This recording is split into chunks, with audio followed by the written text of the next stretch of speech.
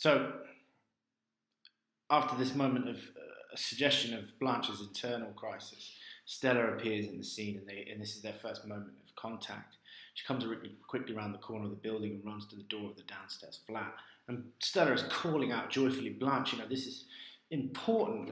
There is a genuine sense of pleasure in this stage direction here that shows us that Stella is engaged in authentic experience, which I think is a complete contrast with what we've seen from Blanche so far. This combination of outright hostility towards the surroundings and the people that she meets, and a sense of fakeness, of inauthenticity when she engages with others.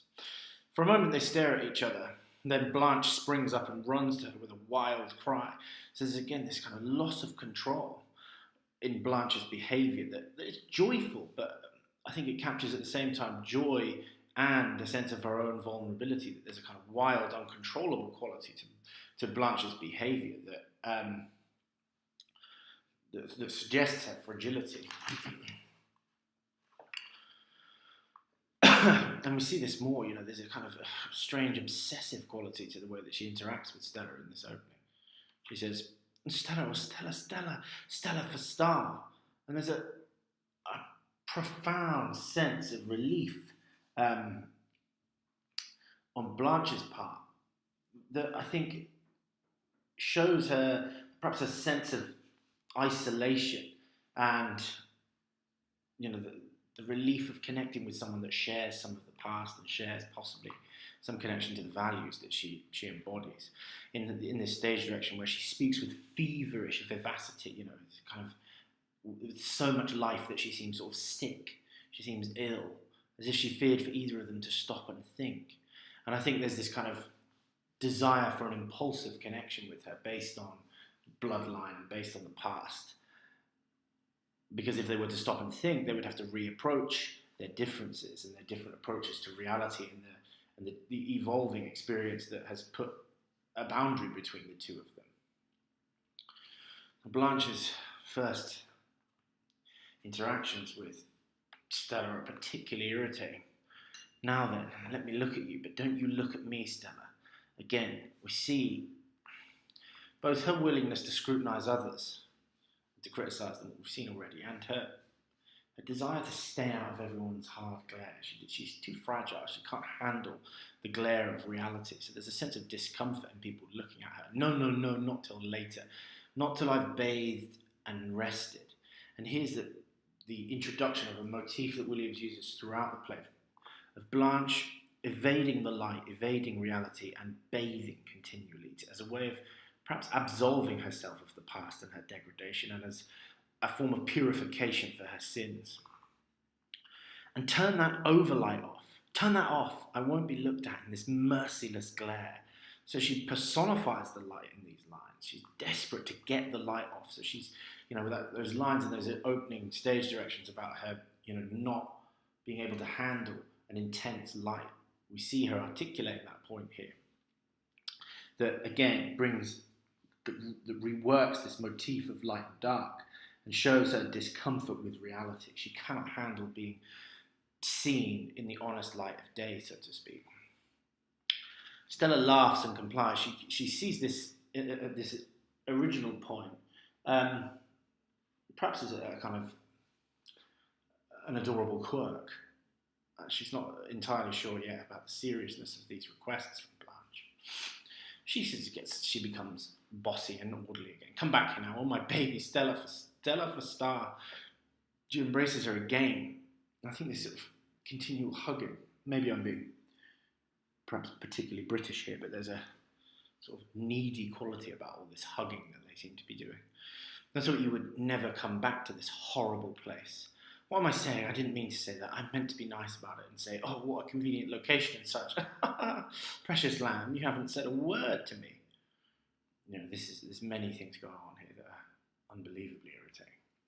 I thought you would never come back to this horrible place. I mean, she doesn't mean to let this slip, that this is her honest opinion of New Orleans and Belle Reve, but obviously the fact that she can't control this suggests, I think, the intensity of her snobbery and the intensity of her sense of socioeconomic distinction.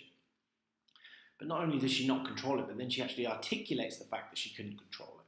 What am I saying? I didn't mean to say that. I meant to be nice about it and say, oh, what a convenient location such. So what we see in that particular section, I meant to be nice about it, shows us that she can't control the intensity of her hatred for it and her sense of discomfort, but also that she's planned on being a kind of manipulative schemer. She's planned on lying effectively and being kind of polite where she doesn't genuinely feel those emotions. And then reflects at the end, you haven't said a word to me, italicized word for emphasis, shows us, I think, that the lack of her self-awareness. She hasn't stopped talking since they met each other, and there hasn't really been an opportunity for Stella to talk. And she says this, you haven't given me a chance to, honey.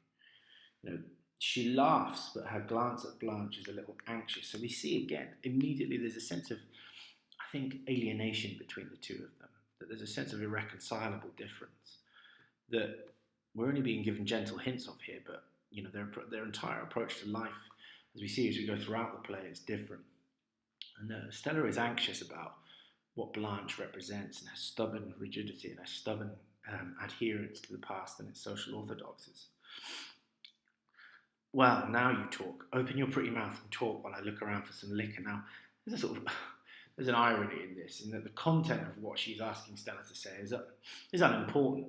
You know, she's sort of saying, right, let's do two jobs at once. You get your little bit of talking over and done with, and I'll look for the booze, you know. And again, there's a suggestion actually of her needing to drink just to get through the conversation with Stella, because she can't actually handle anyone talking about anything other than her. So she's sort of not even going through the ritual of being polite here. She's just being outright kind of rude. I know you must have some liquor on the place. Where could it be, I wonder? Oh, I spy. There's an intense use of dramatic irony here, because the audience is aware of her dishonesty and her theatricality, that she's scheming and being deceptive and dishonest towards her own sister. So we know that she has a willingness to hide her attachment to alcohol and her desire to evade reality as the audience in a way that Stella can't yet appreciate at this particular point. So that, again, is part of the strategies that Williams uses to distance us from his protagonist. She rushes to the closet and removes the bottle. She's shaking all over and panting for breath as she tries to laugh. So there's a clear kind of body language that is expressive of anxiety and perhaps dependency on alcohol that I think is at odds with her image, you know, as a kind of noble, pure Southern belle. And she tries to laugh. She's attempting to, again, mask her emotions, a sense of inauthenticity about her behaviour, attempting to mask the reality of her dependence upon alcohol and its ability to allow her to escape reality and her anxieties. Stella notices this, though. We see that Stella has a kind of human intelligence here. And she says, Blanche, you sit down and let me pour the drinks. So I think, there's a huge contrast between the two of them, that Stella is kind of alive to human interaction and possesses interpersonal intelligence and awareness in a way that Blanche couldn't possibly if she tried. She's so self-obsessed and attached to the past, she wouldn't be able to gain an insight into someone else's behaviour at this moment in time. Now, she kind of engaged in niceties, and she's talking about finding something to mix Blanche's whiskey with. She says, look and see, honey, while I'm... And Blanche just interrupts. The dash tells us it's an interruption. No coke, honey. Not with my nerves tonight. Where is... So we've got in this interruption here, sense of a desperation. And I think, her desire for strong alcohol. We see her addiction, I think, in this interruption. No coke, honey. She's there's no time for mixes. I want just the neat spirits. And then these lines here, whereas she can't actually fully bear articulating Stanley. She can't bring herself to speak his name because he represents everything that she's threatened by. So that sense of fear, I think, is an example of that proleptic irony that foreshadows his eventual kind of domination and destruction of her. She anticipates that he represents something that by its very existence means that she will be in some fashion destroyed. Stella says, Stanley, bowling, he loves it. They're having found some soda tournament. Blanche says, just water to baby to chase it. Now don't get worried, your sister hasn't turned into a drunkard. So, there's again a performative element about this. She's just all shaken up and hot and tired and dirty. And you sit down now and explain this place to me. What are you doing in a place like this? So again, she cannot comprehend what's going on here. And I think what you see, she's been given multiple chances to begin to adjust to this new reality and is incapable of doing it. And an ordinary person that had the cues that she's undergone already would, by this time, have adjusted to the surroundings. Seen that something was not quite right and not as she was expecting. Now, Blanche.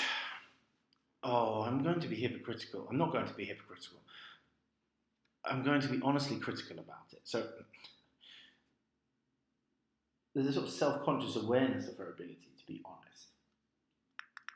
And I think that sheds some light on the slippages that she has made already, those accidental slips of hostility that we've seen when she said, I meant to say that it was such a good location and blah, blah, blah. She is reflective and aware of the ability to be honest, and I think that all that does is serve to emphasise the intensity of her feelings of idiosyncrasy and of hatred towards this location. And she slips. You remember, Blanche is an English teacher, and like many of us, is prone to a little hyperbole and verbosity, of hyperbolic wordiness. Her language and register here, and the hyperbole that she uses, I think, are juxtaposed with Stella's sort of honest, functional language. She says, never, never, never in my worst dreams could I picture. Only Poe, only Mr. Edgar Allan Poe could do it justice. Out there, I suppose, is the ghoul-haunted woodland of Weir. So, we've got a number of things going on here. We've got hyperbole. Never, never, never in my worst dreams could I picture. And then she interrupts her hyperbole with a literary allusion. Only Mr. Poe could do it justice. That she develops here that the ghoul-haunted woodland of Weir is an allusion to Poe's short story Eulalie, that shows us that she's not only sees herself as a socioeconomic superior, but also as an intellectual superior, that she drops literary allusions into her speech and uses hyperbole to construct her vision of reality. And importantly, what we're seeing here through this language is the way in which she approaches reality through the lens of an aesthetic view of life. And that this is confronted and juxtaposed with Stella's honest realism. No, honey, those are the L and N tracks, Stop slathering on layers of aesthetic vision when actually let's just look at the real picture. Those are just the L and N rail tracks. Blanche says, no, now seriously, putting jokes aside, why didn't you tell me? Why didn't you write me, honey? Why didn't you let me know? These insistent questions, I think, in this line, I think, give us a sense of her hysterical overreaction and a veneer that she could do something about it. They've got this suggestion here that somehow she would have had some capacity to help Stella not degrade herself by engaging in a life such as the one that she has found herself in. And I think there's this sort of a veneer of functional family that is not actually existent in the play. Stella, carefully pouring herself a drink, she responds to these hysterical questionings and interrogations with poise and calm. Tell you what, Blanche, why you had to live in these conditions? Aren't you being a little intense about it? It's not that bad at all. New Orleans isn't like other cities. She says intense about it, yet, that's precisely what Blanche is being. She's being hysterical and, I think more than that, she's being hysterical and hostile. When Stella says New Orleans isn't like other cities, we've got that sort of atmosphere that Williams alludes to of comfortable intermingling and diversity and sensory overload that still carries through to the present day. Blanche says, this has nothing to do with New Orleans. You might as well say, forgive me, blessed baby. She suddenly stopped short. The subject is closed. So what we see here is this isn't about this particular place. This is simply an issue of class and degeneration. Blanche thinks it does not become Stella to stoop so low as to degrade herself by living in surroundings that are working class and by marrying a labouring man. This is in many ways it's a bigger issue than what it would be if it were about New Orleans. This is an issue that transcends the specific location. It is actually about social hierarchy and class. That Blanche is unhappy with the degradation that this embodies for Stella.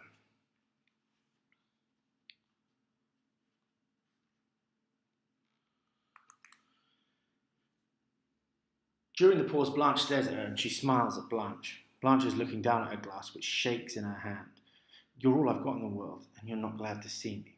I mean, there's an annoying self-pitying quality to these lines because, I don't think many of us would enjoy being on the receiving end of a dialogue like this. But what we do see here is the extremity of the effort that it's taking her to retain even the semblance of social composure. She's constantly shaking, constantly anxious, constantly traumatized. And her desperate isolation here is strikingly evident. You're all I've got in the world. She doesn't actually have anything else. And that's why she finds herself here. It's not because she has such a great relationship with Stella, because she is the only person left with whom she can foster some kind of relationship and intimacy with. And that's really something that Williams does sympathise with, and we ought to sympathise with her here. We have to sympathise with the plight of this isolation and the noble desire to fabricate some kind of relationship or interaction with others. Stella goes on and says, sincerely, why, Blanche, you know that's not true. And we see that there's this contrast again between them, that Stella is happy to see her. She does have a genuine kind of positive emotional reaction to Blanche's arrival and her presence. No, I'd forgotten how quiet you were. You never did give me a chance to say much, Blanche. So again, we have this suggestion that Blanche's sort of narcissism and self-absorption has been a long-standing trait. I just got in the habit of being quiet around you. Vaguely, a good habit to get into, and then abruptly, she stops.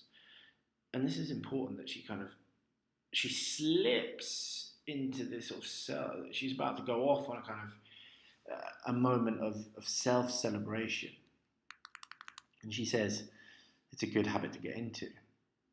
Then abruptly, you haven't asked me how I happened to get away from the school before the spring term ended. And I think she's reminded in this moment that she can't afford to display any sense of arrogance because, of the reality that she's found herself in, where she's been fired from her job in school because she's been caught having a kind of sexual relationship with a student. This is what she draws attention to here, but of course she has a story to cover the reality here. You haven't asked me how I happened to get away from the school before the spring term ended. There's an implied criticism here of Stella, that you're being rude by not asking me.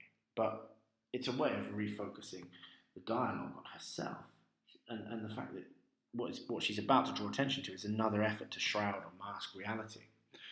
Stella says, well, I thought you'd volunteer that information if you wanted to tell me. Again, there's a kind of polite emphasis on Blanche's kind of verbal diarrhea, her loquacity, that she if she's got something to say, she's going to tell you. And that's the kind of wicked irony of this, is that she's trying to do anything but say or express the reality of her internal life. You thought I'd been fired. And again, she jumps to a conclusion that expresses her anxiety. But of course, what she has actually been fired for is worse than simply being fired. So she jumps to a conclusion because she has a consciousness of her own guilt. And really what it betrays is her anxiety. And Stella says, no, I thought you might have resigned. So Stella shows, I think, some sort of emotional understanding here of the way in which Blanche's previous life has not been the source of happiness. And Blanche says, I was so exhausted by all I'd been through, my nerves broke, nervously tamping a cigarette. I was on the verge of lunacy. And I think here there is a moment of self-awareness from Blanche here. She is being honest, but the irony is that it's woven into an act of dissemblance, that doesn't necessarily reject Stella's suggestion. It's almost as if she's mulling Stella's suggestion over and deciding whether it makes a better lie than the one that she's thought of in her head. But there is a moment of honest confession within this act of dissemblance. She says, I was on the verge of lunacy, almost. So Mr. Graves is the high school superintendent. He suggested I take a leave of absence. I couldn't put all of those details into the wire. She drinks quickly. Oh, this buzzes right through me and feels so good. Now, of course, there is an example again of proleptic irony going on here. She finds herself at a place called Cemeteries, and it's actually Mr. Graves that has fired her from her previous job and in part driven her towards the tragic fate of the plane of rates. There's a sort of deathly allusion in this example of proleptic irony or foreshadowing. I suggested to take a leave of absence is a sort of euphemistic lie that is not entirely untrue, but she is more than on a leave of absence. She has been fired. And she says, I couldn't put all those details in the wire. Again, another sign that she's unwilling to confront reality. Unwilling to confront reality and her quick reflexes to drink quickly. Well, this buzzes right through me and feels so good. So what we see there is her shrouding of reality and the way that alcohol features in this consistent attempt to evade what is real.